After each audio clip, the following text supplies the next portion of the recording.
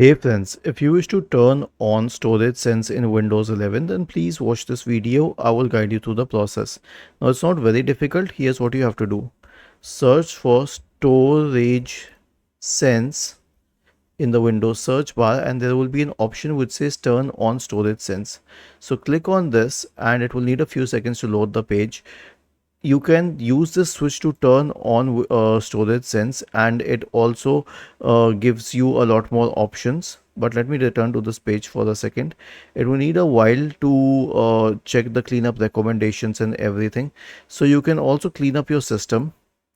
Okay, if this helps, well and good. If this does not help, then return, and then you can turn on Storage Sense, which will automatically free up space, delete temporary files, and manage locally available cloud content. It is a smart application which will check what all content is not required.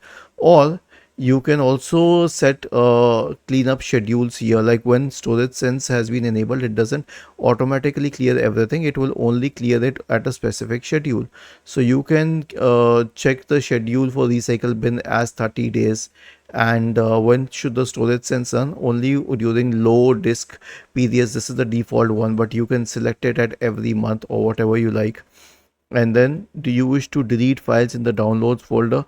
I selected it never default because that's one place from where I wish to delete it on my own. But you can check it at whatever you want to. You can check it at 30 days or whatever.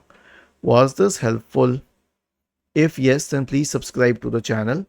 If not, then let us know in the comment section of the video on how we could help you further. Thank you for watching this video and have a nice day.